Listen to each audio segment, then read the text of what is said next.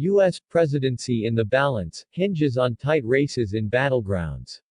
The fate of the United States presidency hung in the balance Wednesday as President Donald Trump and Democratic challenger Joe Biden battled for three familiar battleground states, Wisconsin, Michigan and Pennsylvania, that could prove crucial in determining who wins the White House.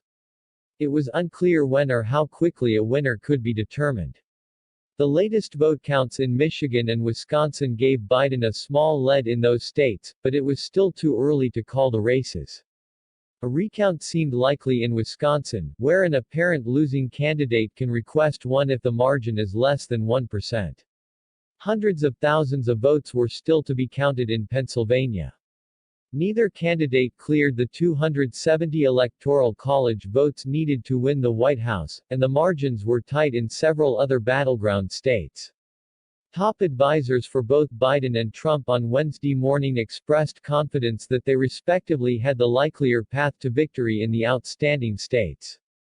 The margins were exceedingly tight in states across the country, with the candidates trading wins in battlegrounds.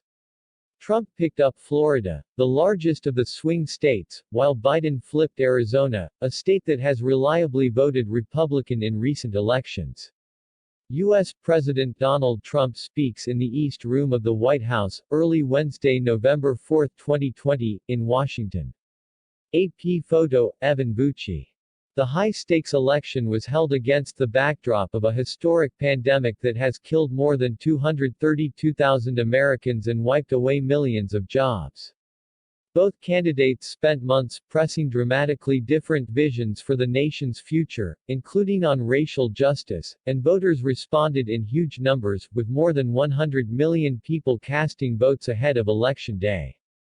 Trump, in an extraordinary move from the White House, issued premature claims of victory and said he would take the election to the Supreme Court to stop the counting.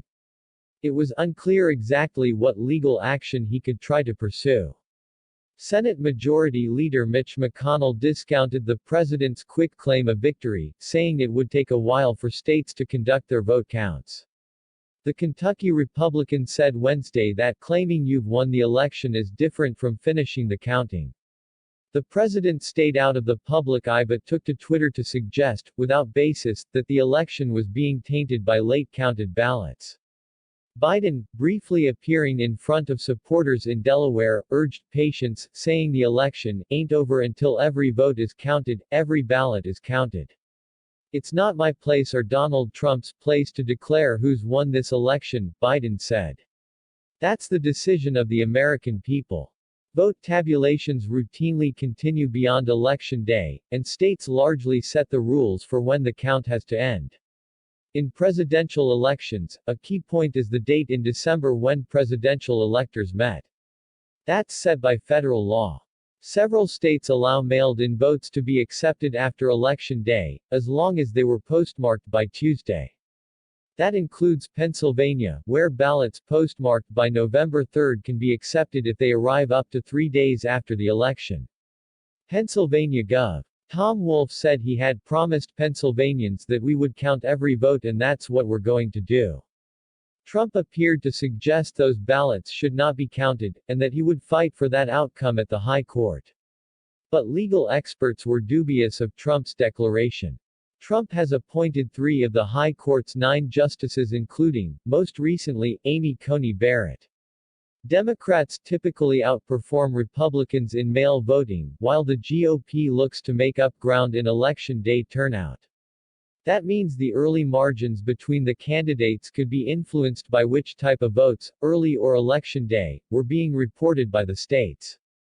Throughout the campaign, Trump cast doubt about the integrity of the election and repeatedly suggested that mail-in ballots should not be counted. Both campaigns had teams of lawyers at the ready to move into battleground states if there were legal challenges. Trump kept several states, including Texas, Iowa and Ohio, where Biden had made a strong play in the final stages of the campaign. But Biden picked off states where Trump sought to compete, including New Hampshire and Minnesota. But Florida was the biggest, fiercely contested battleground on the map, with both campaigns battling over the 29 Electoral College votes that went to Trump. The president adopted Florida as his new home state, wooed its Latino community, particularly Cuban Americans, and held rallies there incessantly. For his part, Biden deployed his top surrogate, former President Barack Obama, there twice in the campaign's closing days and benefited from a $100 million pledge in the state from Michael Bloomberg. Democrats entered the night confident not only in Biden's prospects, but also in the party's chances of taking control of the Senate. But the GOP held several seats that were considered vulnerable, including in Iowa, Texas and Kansas. Disappointed Democrats lost House seats but were expected to retain control there. The coronavirus pandemic, and Trump's handling of it, was the inescapable focus for 2020. For Trump, the election stood as a judgment on his 4 years in office, a term in which he bent Washington to his will, challenged faith in its institutions and changed how America was viewed across the globe. Rarely trying to unite a country divided along lines of race and class, he has often acted as an insurgent against the government he led while undermining the nation's scientists, bureaucracy and media. The momentum from early voting carried into Election Day, as an energized electorate produced long lines at polling sites throughout the country. Turnout was higher than in 2016 in numerous counties, including all of Florida, nearly every county in North Carolina and more than 100 counties in both Georgia and Texas. That tally seemed sure to increase as more counties reported their turnout figures. Voters braved worries of the coronavirus, threats of polling place intimidation and expectations of long lines caused by changes to voting systems, but appeared undeterred as turnout appeared it would easily surpass the 139 million ballots cast 4 years ago.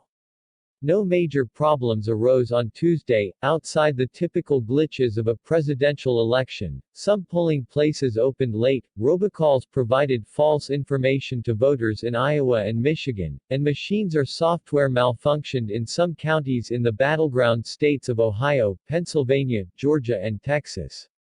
With the coronavirus now surging anew, voters ranked the pandemic and the economy as top concerns in the race between Trump and Biden, according to AP Votecast, a national survey of the electorate. Voters were especially likely to call the public health crisis the nation's most important issue, with the economy following close behind. Fewer named health care, racism, law enforcement, immigration or climate change. The survey found that Trump's leadership loomed large in voters' decision-making. Nearly two-thirds of voters said their vote was about Trump, either for him or against him. Jaffe reported from Wilmington, Delaware. Associated Press writers Andrew Taylor and Amir Madani contributed reporting.